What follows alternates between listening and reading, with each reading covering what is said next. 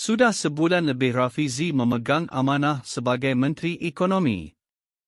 Beliau tidak banyak muat naik kandungan kerja sehariannya kerana beliau faham kesan perencanaan ekonomi banyaknya akan mengambil masa yang lebih panjang sebelum hasilnya dirasai, apatah lagi dalam suasana ekonomi global yang mencabar dan kedudukan keuangan negara yang dilemahkan oleh ketimpangan tadbir urus sebelum ini.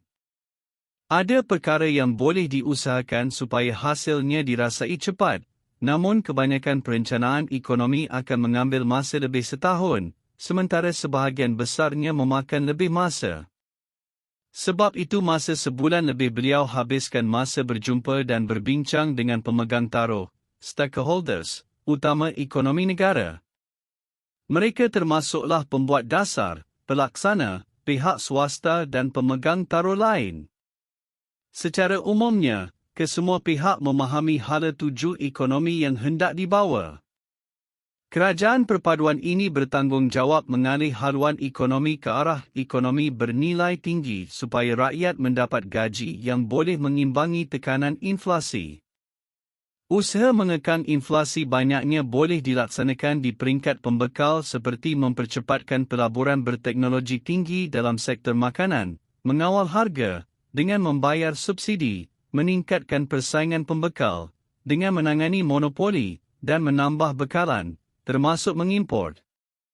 Tetapi usaha di sebelah pembekal ini perlu juga diiringi dengan inisiatif di sebelah penawaran, termasuklah mengusahakan kenaikan gaji yang munasabah supaya rakyat tidak merasa terlalu terbeban dengan kadar inflasi semasa dan menggalakkan tabiat pengguna, consumer behavior, yang lebih sensitif kepada harga agar permintaan adalah lebih anjal.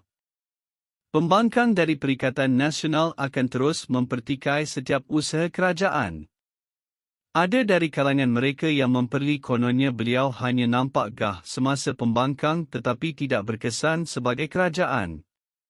Insya Allah itu satu cabaran yang Rafizi akan sahut. Cuma bila komen begitu datang dari mereka yang menjadi kerajaan setelah menebuk atap selama 33 bulan, bunyinya nampak seperti meludah ke langit. Soal keperluan menganjak ekonomi negara ke arah ekonomi digital berteraskan inovasi, ekonomi yang seimbang dengan kelestarian alam sekitar, aplikasi teknologi yang meningkatkan produktiviti dan kecekapan, ini semua matlamat ekonomi yang tidak boleh dipertikaikan. Ujian sebenar kepada Rafizi ialah bagaimana beliau berjaya melaksanakan anjakan-anjakan ini yang kesannya dapat dirasai oleh rakyat. Setelah sebulan lebih, ada idea dan pendekatan baru yang Rafizi rasakan akan beri nilai pulang lebih baik bagi setiap RM1 wang rakyat yang dibelanjakan kerajaan. Ada masalah pelaksanaan yang merencatkan prestasi ekonomi dan menyebabkan kenaikan kos yang boleh ditangani. Ada projek-projek berimpak tinggi yang akan memberi isyarat anjakan ekonomi yang diperlukan untuk menarik minat pelabur-pelabur. Masa sebulan lebih telah memberi beliau gambaran yang mencukupi untuk berlari dengan lebih pantas mulai Januari ini. Ada yang kesannya dapat dirasai segera.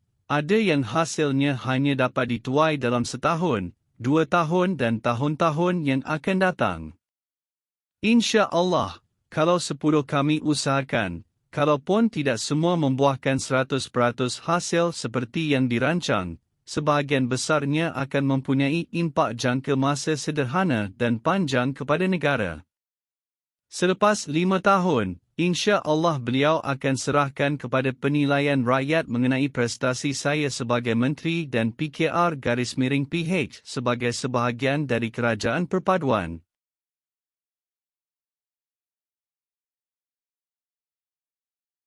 Parti Amanah Negara Kawasan Hang Tuah Jaya akan membantu kempen pilihan raya negeri di Selangor, Pulau Pinang, Negeri Sembilan, Kedah, Terengganu dan Kelantan. Sudi kiranya tuan-puan menghulurkan sumbangan untuk membantu kami berkempen pada pilihan raya negeri itu nanti serta menjalankan program-program kami yang lain.